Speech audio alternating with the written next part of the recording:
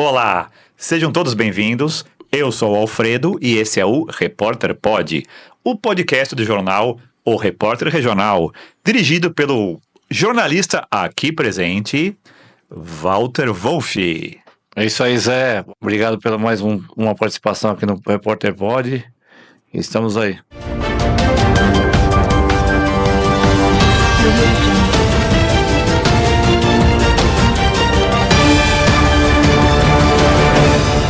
O nosso convidado de hoje tem uma coisa em comum comigo. Professor.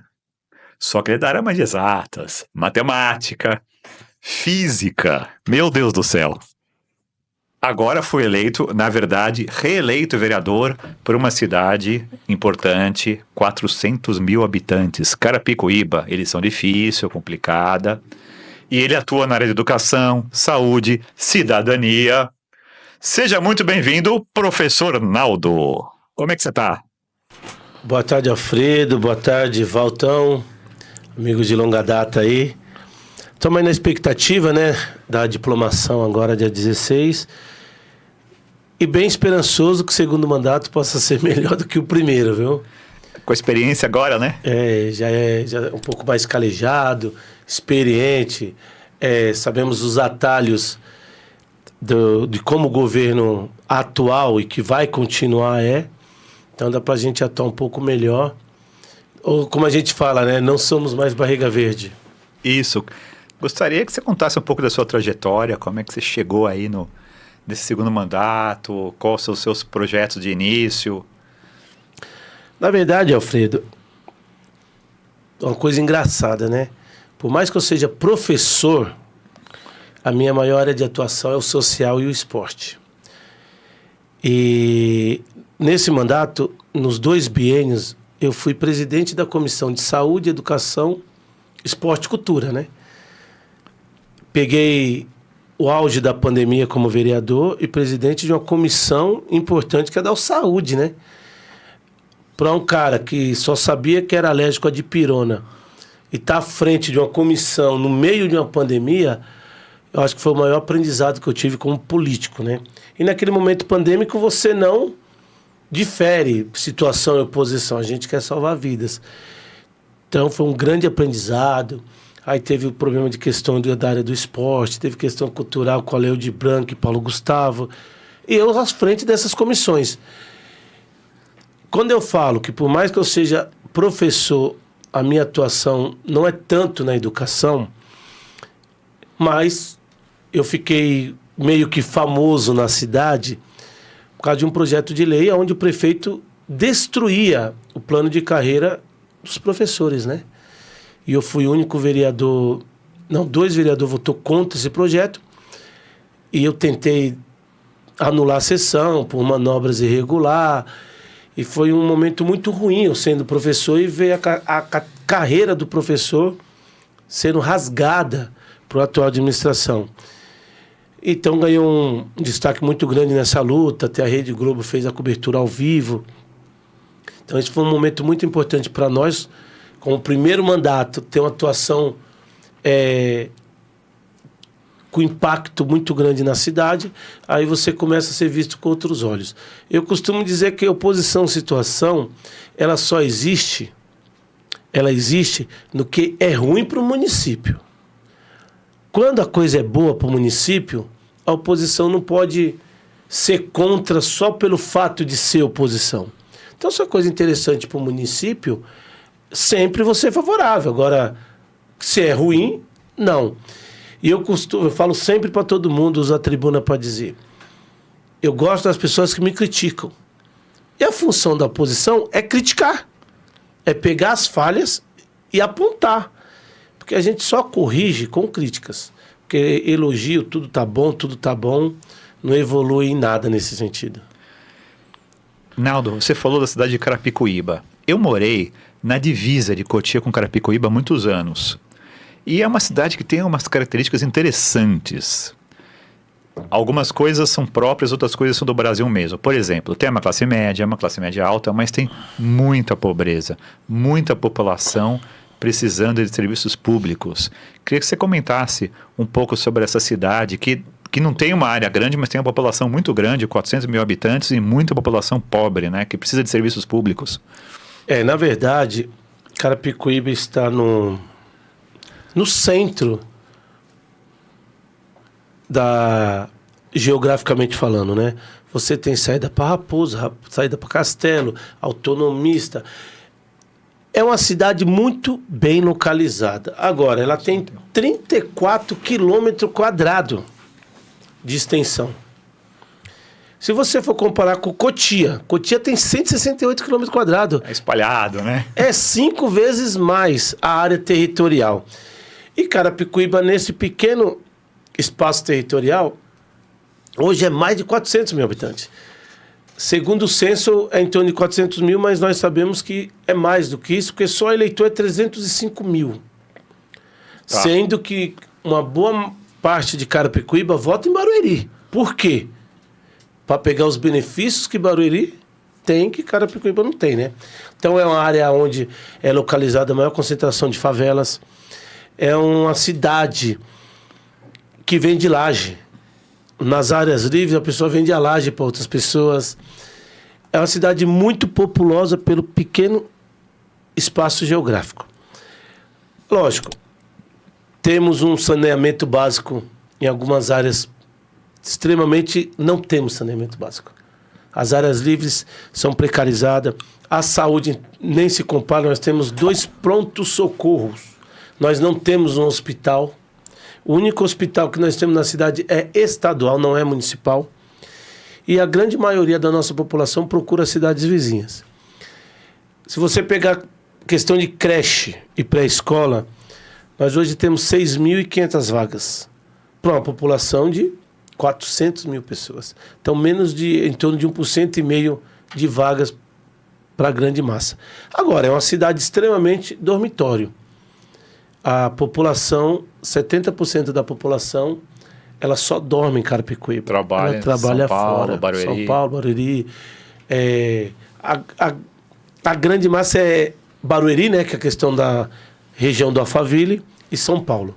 Então é uma cidade que fornece mão de obra. Nós não temos um polo industrial que pode gerar receita. Se eu estiver errado, acho que o menor orçamento do corredor oeste aqui é Carapicuíba. Pede, acho que Jandira é um pouco menor, mas também em comparação com a população de Jandira é irrisório. Proporcionalmente, o Carapicuíba tem menos arrecadação. Hoje nós fizemos audiência pública, provavelmente a gente volta nas 2 últimas sessões, orçamento, né? E o orçamento para 2025 está em 925 milhões. Comparando... Bem abaixo de Cotia. Com Osasco, vamos pegar Osasco, é 5 bi e 400. Agora, para tomar um couro maior, Barueri, que a população é menor, o orçamento de Barueri é 5 bi e 200. Carapicuíba é menos de 1 bilhão. Itapevi é 2 bi? Itapevi já está 2 bi. Aí é uma coisa que chateia você ouvir Itapevi é 2 bi, porque quando eu trabalhava em Itapevi, o orçamento de Itapevi era a metade de Carapicuíba.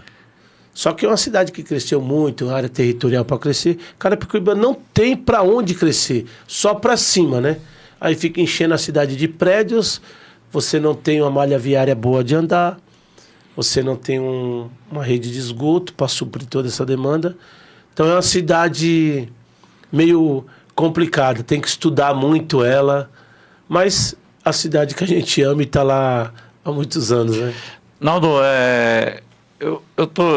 nessas últimas eleições eu vi que o PT encolheu muito na região. Eu acho que você é um dos poucos vereadores, não sei se Osasco fez vereador do PT, mas Cotia, a região, essa nossa região já foi o cinturão vermelho do PT.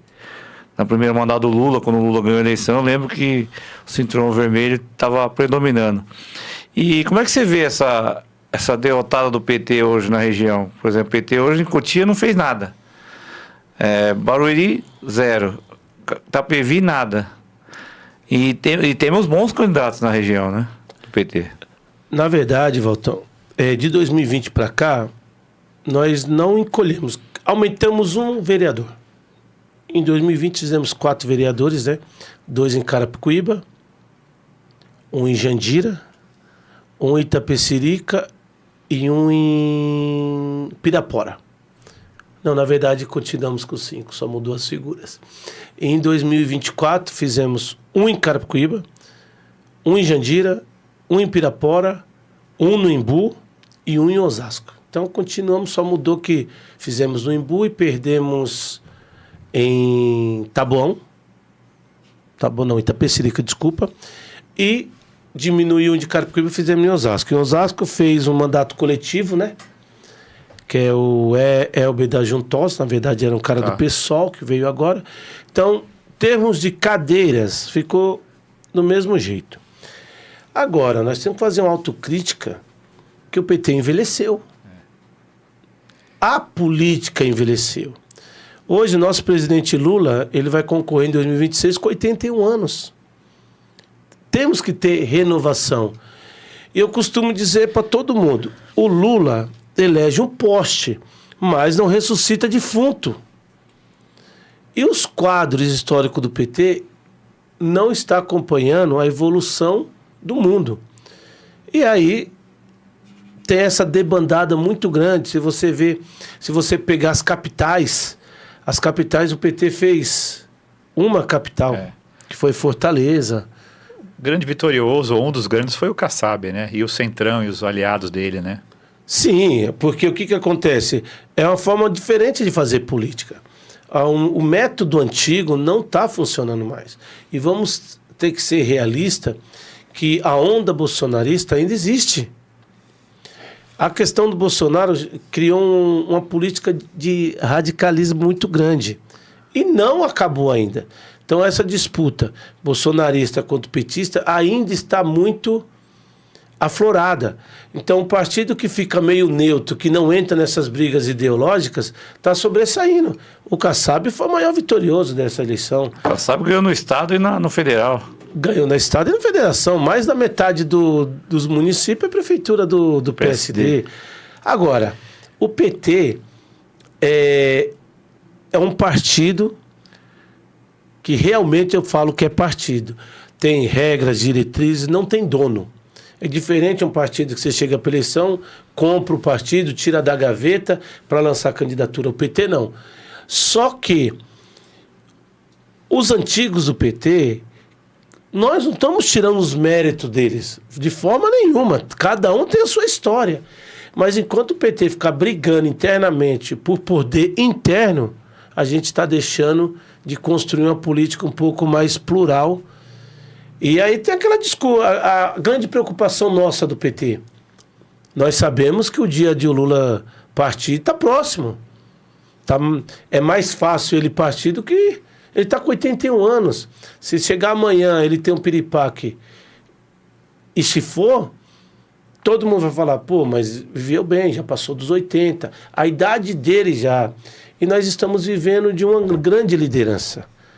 Nós não conseguimos arrumar um substituto para contrapor, e é uma dificuldade nossa. E não é, como eu posso dizer assim, se você pegar hoje, quem é o maior da esquerda? Não vou falar nem do PT. Quem que é a maior liderança da esquerda hoje? É o Lula. Se o Lula se for, quem que é hoje no país? Um jovem de 29 anos que é o João Campos. Não é do PT. Então, o PT tem que fazer uma grande análise interna. Esquecer os de fora e olhar para dentro. Você vê que o pessoal está crescendo, hein? Cada vez mais. Mas o porquê que o pessoal está crescendo? A gente faz essa mesma leitura. Se você pega a maioria dos filiados do pessoal, é tudo jovens. Querendo ou não, por mais que... Samuel Bonfim, Glauber Braga. Você pega agora a Erika Hilton, que é uma coisa que eu conversei até com os petistas, eu conversei, né? A pauta 6x1 é uma pauta petista. Então é muito fácil. A Erika entrou com a discussão, aí vai o petista falar que é uma pauta do PT e tal. Por que o PT não arrumou a briga, então? Pois é, né? Percebeu? Então, tipo assim, se é pauta nossa, por que a gente não briga pela pauta? Ela teve iniciativa. Teve iniciativa. Então é muito fácil falar assim, é uma pauta nossa, mas para dentro. E eu fiz uma moção de aplauso a Érica Hilton por essa questão, com a pauta 6x1. É uma pauta trabalhista, é uma pauta que é a origem do PT, nesse sentido. Então, eu fico imaginando assim, gente, pô, se é uma pauta nossa, vamos brigar, cara. Vamos deixar os outros brigar por nós. Ronaldo, ontem vocês tiveram uma pauta aí na Câmara, que foi um veto aí contra o prefeito Marcos Neves. Eu queria que você falasse um pouco desse veto, o que aconteceu na Câmara. Walter, na verdade, foi inédito na cidade de Carapicuíba uma Câmara Municipal quebrar o veto de um prefeito. Ainda mais um prefeito com uma popularidade muito grande. Só que o cenário político precisava disso. Porque Carapicuíba é taxada como uma cidade militar. Porque o prefeito manda, oprime e tudo é do jeito dele. É um ponto. Só que era um projeto de autoria do vereador Bezerra e do vereador Adão muito bom. É um projeto que mexeu num trecho do zoneamento da cidade. A cidade está com zoneamento desde 2021 para ser atualizado. Ele passou a gestão dele inteira e não atualizou o zoneamento. Você sabe que toda a lei do plano diretor é 10 anos de validade e venceu em 2021. Então o pessoal entrou com um projeto para quê? Que uma área bem localizada ali perto da Grande Aviana, divisa de Cotia, ela tem um zoneamento que só pode ter terrenos de 500 metros quadrados. Então, exemplo, terreno de 500 metros quadrados é um terreno caro. Então você não... O que acontece? Nós, vereadores, aprovamos a lei do vereador que diminuía para o condomínio fechado ou para loteamento para 250 metros. Para quê? Para o morador de Carapicuíba poder comprar um terreno, porque só aquela região tem áreas ainda, outra região não tem. Então nós mudamos a lei nesse sentido e também dando diretrizes para condomínios horizontais. Porque a grande polêmica que deu na Grande Aviana foi o plano diretor de Cotia permitir muitos prédios, não foi isso? Foi. Então nós fizemos um projeto dando diretrizes para condomínios horizontais. E o prefeito, obviamente, por vaidade, falou, não, isso daí que eu tenho que fazer, não é vereador. Então o vereador tem a iniciativa, ele vetou, alegando que falta de audiência pública. Mentira. Fizemos 2 audiências públicas. Agora, você chama a audiência. Se a população não participa, não é um problema da Câmara. Foi feita a audiência pública. Foi feito Aí ele alegou outra coisa, que essa modificação ia incluir no plano diretor do município. Tá desde 2021 sem fazer nada. Coloca o projeto, ele quer alegar que vai fazer agora. Então, tipo assim, é uma desculpa infundável para vetar o projeto. Por ser um projeto muito bom, aí eu cito todo mundo assim, o que as pessoas falam? Pô, mas a maioria dos políticos de Carapicuíba moram fora da cidade de Carapicuíba. Por quê? Nós não temos um condomínio legal, com segurança. E querendo ou não, a classe política é muito, como eu posso dizer, muito amostra. Então, quem não quer morar no condomínio fechado? Então, a maioria das pessoas da cidade tem esse interesse. Então, essa nova normativa nos possibilitava isso. Então, eu fui uma das pessoas que foi chamada, ajudei na construção da quebra do veto. Nesse sentido, o projeto é maravilhoso. Passou nas comissões. E se ele vai colocar no próximo plano diretor, nada impede. Mas o engraçado que o prefeito tem 16 vereadores da base e 1 da oposição. E o veto foi quebrado por 11 votos. Eita. Então, até a própria base votou contra ele. Então, para o cenário político, foi muito bom. Por quê? Porque o prefeito acordou. Peraí, eu não sou tão soberano como eu penso que seja, né? E as pessoas têm que respeitar os poderes. O executivo, o legislativo, o judiciário, tem que ter o respeito. Carapicuíba não tinha, e na primeira vez na história aconteceu a quebra do veto, e eu comemorei muito nessa situação, porque o prefeito tem que ter uma derrota também para poder olhar a Câmara com outros olhos. Mas foi uma vitória muito boa e o projeto é maravilhoso. E o quórum para quebrar um veto é alto, né? É maioria absoluta. Então somos em 17. Então 9 votos quebraria o veto. Tá. Foi quebrado com 11 votos. Bom. Então foi 10 da situação e 1 da oposição. Ou seja, foi consistente. Foi consistente e, por sinal, foi sancionado a quebra do veto. E é evolução para o município. O que o poder público tem que entender? Que tudo que for para facilitar, para gerar renda para o município, crescimento do município, nós temos que ser favorável. Porque Carapicuíba é uma cidade muito vista como propícia à invasão. Se você tem uma área que precisa fazer um loteamento, um condomínio fechado que vai trazer IPTU, vai trazer renda para o município, se a gente dificultar uma aprovação dessa, a tendência é o quê? Tem invasão. E Carapicuíba já tem muita invasão, não comporta mais. Então é um problema social muito grande que nós temos e era um projeto voltado para um zoneamento que majoritariamente beneficiava a área da Granja Viana, da Fazendinha. Era a área um pouco mais nobre da cidade. Mas foi uma vitória muito boa do Legislativo, viu? Claro, os vereadores precisam participar e mostrar a sua presença, né? Não pode ficar... Tem muita Câmara que fica só obedecendo o prefeito, não, né? Tem muita Câmara que parece que não tem personalidade, né? Não tem. Muita Câmara vendida. Na verdade, eu brigo muito, meu. Aí eu até exagero um pouco nas falas, né? Porque se for para eu ser vereador, para fazer tudo que o prefeito quer, a função do vereador não é essa. A população me elegeu, não foi para isso. Então, sempre que eu tenho oportunidade, eu tenho umas arranca-rabo com os vereadores, mano. Eu xingo eles, falo, vocês não têm personalidade. Mas é aquela briga, porque a gente quer uma mudança, uma construção.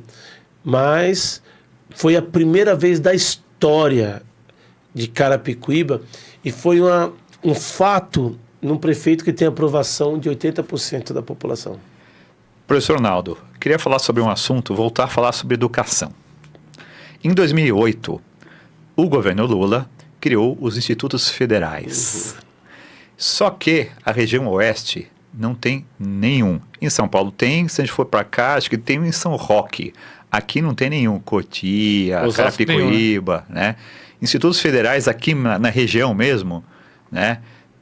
Não seria interessante que Carapicuíba, Cotia conseguissem um instituto federal? Eu sei que o senhor já se envolveu nessa questão aí, que seria muito bacana para a população de Carapicuíba e Cotia também, em volta, pessoal, ter esse instituto, né?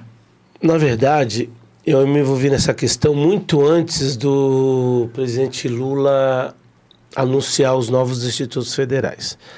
No ano de 2010, a presidenta Dilma, ela direcionou o Instituto Federal para Carapicuíba. Naquela época, 2010, depois teve o golpe, né, que impeachmentou a Dilma.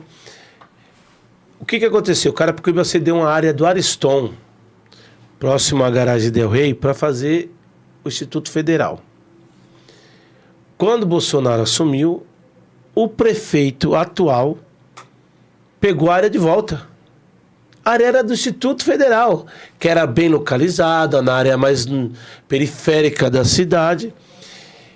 E aí o deputado Alencar Santana, do PT, trouxe um reitor aqui, dialogamos muito com a possibilidade de reaver o Instituto Federal. Só que o terreno já não existia mais, a prefeitura já tinha tomado a área. Aí ofereceram a área da FAUC, quase divisa ali na aldeia, quase perto da Raposo Tavares. Quando o Lula escolheu Carapicuíba para ter o Instituto Federal, o prefeito tinha que dar conta do terreno. Só que o terreno que era do Instituto Federal já não dava para ser utilizado, porque ele já fez uma outra obra em cima. Então hoje o Instituto Federal vai ser no complexo da FAUC, onde era a faculdade aldeia de Carapicuíba. Tem um prédio que foi cedido, o Instituto Federal já está fazendo as vistorias e se tudo ocorrer no tempo previsto, no ano de 2025, Carapicuíba vai ter um Instituto Federal. Já foi anunciado pelo governo Lula, a cidade foi contemplada, o local já foi aprovado. O que está embarreirando um pouco é modificações do prédio, porque a prefeitura cedeu um prédio pronto. Só que tem que fazer as adequações para receber um número melhor de pessoas, que tem escadas curtas. Tá. Mas tudo ocorrer bem, em 2025 tem o Instituto Federal em Carapicuíba. Osasco não tem um? Tem o Instituto e tem a Faculdade Federal, a Universidade Federal. Ela tem... Osasco é um pouco... Foi até inaugurado recentemente um outro trecho. Porque lá Quando o Lula veio, eu estava lá. Isso. Que lá é o Instituto. Lá não, ali é a Universidade Federal. Tem. Universidade. É outra autarquia, né? Sim, porém, o Instituto vai ser feito no mesmo complexo de Osasco também. Só que já tinha inaugurado uns anos anterior, já funcionava a Universidade Federal de Osasco, porém foi inaugurado um outro bloco. Acho que o complexo da Universidade Federal, junto com o Instituto, são 4 blocos. Foi inaugurado 2. E se tiver em Carapicuíba, parece que vai ser muito bom, né? Cotia também, né? Cotia foi anunciado também. Foi anunciado também. O presidente Lula anunciou Cotia, Carapicuíba e Osasco. Os 3 aqui. O Imbu. E, acho, se não me engano, Taboão. Ele anunciou, no total, acho que foi 65 institutos federais. São cursos gratuitos e fundamentais para a formação da população, né? É um problema que nós temos, né? Hoje nós estamos com dificuldade de mão de obra qualificada piorou, o desemprego caiu, porém as empresas reclamam que não tem mão de obra para nada, né? Não, do que você acha dessas escolas militares aí que o Tarcísio está colocando aí? Olha, um retrocesso para mim. Na época da ditadura militar tinha muito disso, né? Se não funcionou lá atrás, por que voltar ao que não funcionou? Então, se você pergunta, conversa com os povos, o pessoal mais antigos, eles criticam muito. Mas também tem que concordar que hoje a educação está de mal a pior. A única coisa, gente, não é que eu sou a favor da ditadura militar, não, né? Nem das escolas cívico-militar. A única coisa que daquela época tinha que voltar era o professor ser considerado autoridade. Que na ditadura o professor tinha voz, tinha respeito. Hoje nós não temos. É lamentável dizer, hoje o professor nada mais é do que um leitor na frente de uma sala de aula. Hoje um aluno não respeita, um pai de aluno não respeita. É uma categoria doente. Um alto índice de afastamento por problemas psicológicos.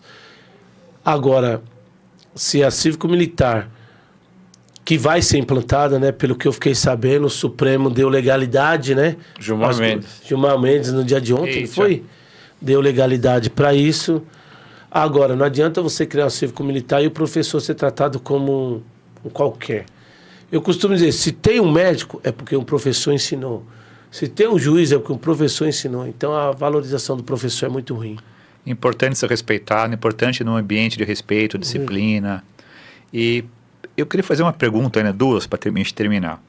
Sobre a saúde. Como é que você enxerga a estrutura de atendimento público em Carapicuíba? Você tem unidades básicas, tem a AMA, tem as UPAs, e mesmo assim o povo sofre com as filas. Como é que a gente pode fazer em nível municipal, apesar da parceria, estados, municípios, União, em nível municipal, o que pode ser feito para diminuir o sofrimento da população nessa área? Olha, a medicina preventiva está de mal a pior. Primeiro, nós não temos especialista. E o especialista, hoje eu não vou nem culpar muito o governo, é porque você abre edital de convocação, abre concurso, abre contratação, não tem profissional.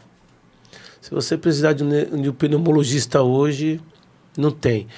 Os profissionais da saúde, eles não querem trabalhar no município pobre como Carapicuíba. É um ponto. Então, na preventiva, que é as UBSs, a maioria das consultas é o Estado que fornece, porque o município não tem um especialista. É um problema cruel. Você vai para a emergência, que é urgência e emergência, nós temos 2 UPAs, que é um na Coab, um na Vila Dice, que é a unidade de pronto atendimento. Inclusive o da Vila Dice funciona como pronto-socorro de verdade, porque a diferença de uma para outra é o nível de atendimento. O Vila Dice hoje é o único pronto-socorro que pega trauma.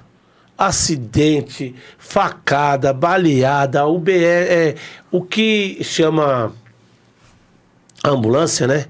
O SAMU, vai tudo para lá. Então você entra numa emergência onde você tem 3 salas, um médico. A contratada, que é a região hoje, ela é, vamos dar um exemplo assim, claro, ela é contratada para atender 1.000 pessoas por dia. Está atendendo 3. A nossa estrutura hoje, aí é que acontece, você precisa fazer uma tomografia, você fica em observação, põe no sistema Cross, o sistema Cross arruma um hospital que vai te dar o leito para fazer a tomografia. E o que acontece? A população, quando é acostumada com isso, já sabe desse problema, vai para Barueri e muito aqui, ó, São Jorge em Cotia. Tem uma UPA ali no São Jorge, não tem? Vão tudo para lá. Por quê? Porque o atendimento é melhor. Só que quando você precisa, você está lá em Barueri, você é removido para o Mourã. Quando você chega no Mourã, que é um hospital municipal de Barueri, se o seu problema não for caso de vida ou morte, ele te manda para o seu município de origem. Já cheguei a pegar casos de a pessoa com fratura exposta. Com fratura exposta, e o hospital de Barueri deu alta para procurar o município. Por quê? Porque se você perder a perna, você não vai morrer. Olha que coisa engraçada. Porque todo mundo sabe que nenhum município pode negar atendimento. Mas no pronto-socorro, não no hospital. Então nós temos o AME? Temos, só que é do Estado. Temos o Hospital Geral de Carapicuíba, que é o antigo sanatório, é do Estado também. Então, a saúde de Carapicuíba é muito precária.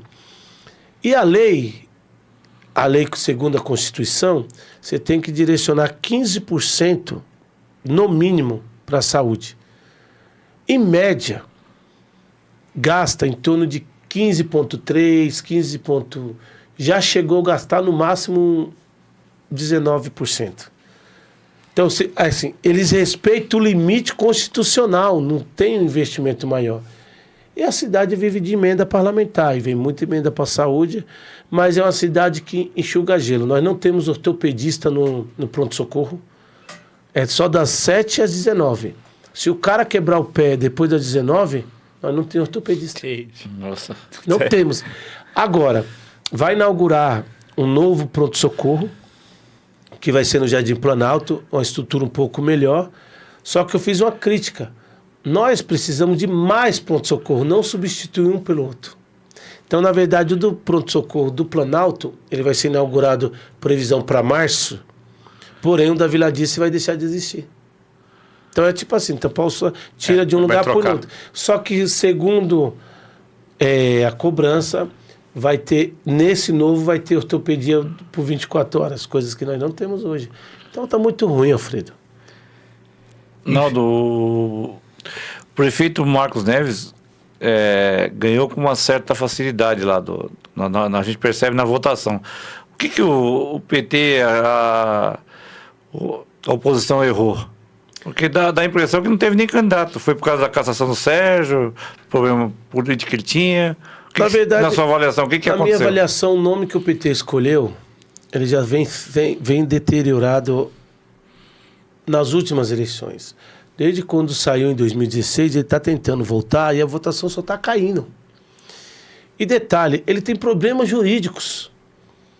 Então a população, ela não quer votar em alguém que não possa assumir. Não foi à toa que no meio da campanha, a candidatura do PT, do Sérgio Ribeiro, ela foi indeferida. Recorreu. Só que os votos dele não foi válido. Não valeu os votos dele. Então, e não tem jeito. Se você sai lá no Divulga Cande indeferido, A população não vai votar. Mesmo quem fala assim, não, mas eu vou ganhar na justiça. Não, se você já tem problema na justiça, é que você já fez algo de errado. Então, na verdade, eu costumo dizer que o candidato do prefeito Marcos Neves, que é o professor José Roberto, que disputou 6 eleições para vereador, não ganhou nenhuma, e ganhou do prefeito porque ele ganhou de WO. Não tinha candidato para ele. Então, o erro foi o quê? O PT não se preparou. Por quê? Porque fica naquela coisa de só ser o Sérgio Ribeiro. Poderia dar dado oportunidade para uma pessoa nova. Ia ganhar? Não sei, mas talvez não perderia tão feio como nós perdemos, né? Eu gostaria de tocar num assunto que é caro para a história do PT, que é a questão da gestão participativa. É possível implantar mecanismos que façam a população participar mais? Não estou falando só dos conselhos. Os conselhos são importantes, Conselho de Saúde, Educação, né? Segurança. Mas, por exemplo, orçamento participativo. Seria possível implantar numa cidade como Carapicuíba para que a população acompanhasse mais de perto a execução do orçamento, desse a sua opinião, o morador do bairro fosse lá e falasse o que nós precisamos? É possível uma cidade como Carapicuíba ter um orçamento participativo ou pelo menos uma gestão um pouco mais participativa? Alfredo, boa pergunta, viu? Essa é uma questão que a gente discute muito. No momento atual, muito difícil. Por quê? Porque hoje, quem está no controle, quem está governando, ela não abre espaço nem para os vereadores participar, imagine para a população. O que acontece em Carapicuíba, engraçado, é assim, inauguramos o Instituto Federal, a Previdência Social, o INSS foi inaugurado na terça-feira. Nenhum vereador soube. Ninguém soube que inaugurou o INSS. Fizeram a inauguração do INSS, mas nem convida os vereadores para a inauguração. Então, é um governo que é tudo centralizado. Então, o orçamento participativo, que é uma coisa muito importante, nesse atual tipo de gestão, eu acho inviável. Agora, o PT pode fazer a sua parte, voltando a ter o que tinha no passado, que eram núcleos de bairros, as associações fortalecidas. Isso é importante. A retomada dos núcleos de bairros é um caminho. Agora, tem que se retomar os núcleos de bairro, mas com uma linguagem um pouco mais moderna. Hoje, a internet está dominando tudo. Nem reuniões mais presencial tem, cara. É uma coisa que eu critico. A pessoa tem que ter o contato entre as pessoas também. Claro. Hoje é tudo online. Então, aquela coisa de militância de rua, o PT está perdendo. Temos que retomar essa parte da militância, a parte do núcleo de bairros, porque os conselhos também, de modo geral, estão enfraquecidos. Porque os conselhos, eles querem o que vai se beneficiar. O único conselho que todo mundo quer ir é o tutelar porque tem salário. Os outros não têm. Não tem prolabore, não tem salário, não tem benefício, não tem nada. Então as pessoas perderam o interesse de participar dos núcleos. O que está tendo uma aceitação boa é o CONCUCA, que é o Conselho Municipal de Cultura. Por quê? Porque existe a Lei Aldir Blanc, que vai ter ainda mais 3 anos, e teve a Lei Paulo Gustavo, que veio recursos para os artistas. Aí as pessoas só querem participar no que tem recurso. O que não tem, não está tendo muita aceitação. Você abre um edital para conselheiro e não está tendo adeptos a isso, né? Agora, é uma pauta boa. O orçamento participativo é importante, mas a gente tem que se reinventar como partido de lutas e massas. Hoje está tendo o leilão da Raposa, Naldo, e eu queria que você falasse um pouquinho o que você acha desse leilão. Vai ser bom para a comunidade, para a população? Rapaz, eu estou acompanhando essa discussão da Raposa há um tempo, né? E logo cedo, os jornais só falavam que o leilão é hoje. Eu queria participar desse leilão, cara. Sabe por quê? Como que o governo privatiza uma rodovia aonde a empresa ou consórcio que ganhar, primeiro ele cobra da população para depois investir. Eu nunca vi esse método.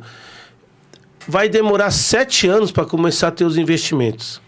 E o investimento vai ter que ter um túnel e, se eu não me engano, uma linha do metrô.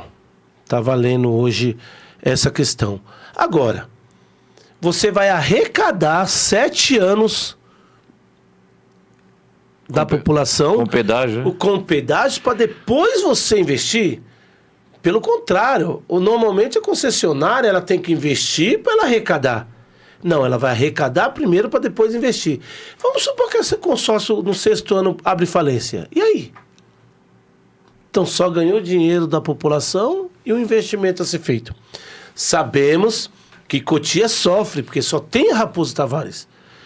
Cotia e Biúna sofre demais por causa disso. Tem que ter investimento? Tem. Agora, não dá para um trecho de 50 quilômetros, se eu não me engano, não, em torno de 50 quilômetros que vai ter Vargem Grande. Você vai ter 5 pedágios, cara. 5 pedágios. Então é muita coisa. E vai ser aquele pedágio, a princípio, para evitar muitas construções, vai ser o pedágio... Você passa, ele cobra. Você passa, ele cobra. Automático, né? Automático. Então daqui a pouco vai chegar um monte de... pela placa. Então, exemplo, a população já paga demais, cara. Demais mesmo. Essa questão da Raposo Tavares, o governo federal, municipal, estadual, tem que se juntar para resolver o problema. Não dá para iniciativa privada.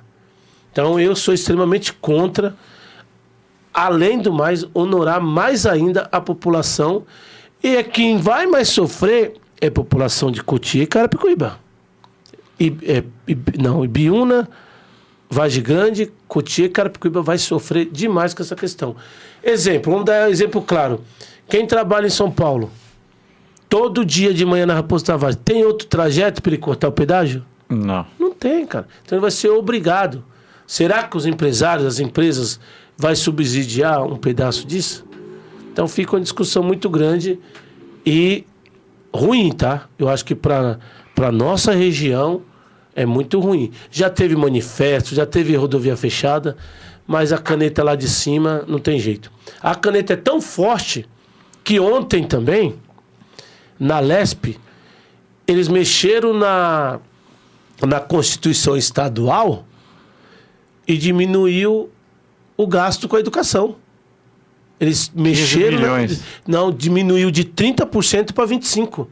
Então, ou seja, alegando evasão escolar. Não era mais fácil gastar mais com a educação, valorizando o professor, tudo, incentivando o aluno? Não, eles reduziram. E detalhe, fizeram uma PEC, um projeto de emenda à Constituição, mexeu na Constituição Estadual para diminuir o recurso. Então, são certas coisas que acontecem que só o Brasil mesmo. Professor Ronaldo, Valtão, gostaria que vocês dessem suas palavras finais aí. Queria agradecer a presença de todos e vamos encerrar aí com as palavras finais de vocês. Queria agradecer, Zé, mais uma vez estar aqui com você. É um grande prazer estar aqui com você. Queria mandar um abraço para a mãe do Naldo e o seu caçulo, que eu tenho certeza que estão assistindo, Naldo, e não pode esquecer, Naldo, da família, do pai e a mãe, que senão você... É verdade. E é isso aí, estaremos aqui de novo com um novo podcast. E quero desejar uma boa vereança para o vereador Naldo. Acredito que tem muito a trabalhar pela população sofrida, população que precisa muito de serviços públicos e precisa de muitos de políticos que fazem da política uma arte nobre, como de fato deve ser. E é isso, gente. Gostaria que o senhor se despedisse aí, desse um último abraço. Verdade, eu queria aqui agradecer ao Alfredo, ao Valtão pelo convite. É sempre bom dialogar política, né? Política é uma coisa boa, a arte do diálogo é a política. Estou esperançoso de ter um mandato melhor do que foi meu primeiro 4 anos. Meus primeiros anos de mandato foi excelente. Foi na boca do povo, foi eleito nos 3 primeiros anos um dos melhores vereadores da casa. Em 2020 eu bati um recorde do PT, que fui o vereador mais votado da história do PT de Carapicuíba, né? E em 2024 eu aumentei mais a minha votação. Então são recordes pessoais dentro do partido que te dão uma notoriedade dentro do partido, dentro do município. E nós estamos aí, o mandato à disposição da população, à disposição da imprensa. Costumo dizer que nós não somos nada se não fosse vocês que levam a nossa imagem, a nossa história, a nossa vereança, a nossa notícia. Então, Carapicuíba precisa respeitar mais a imprensa local, a imprensa regional. E o meu gabinete está à disposição. Câmara Municipal, Gabinete 64. Vamos visitar. Obrigado a todos, fique com Deus e até a próxima.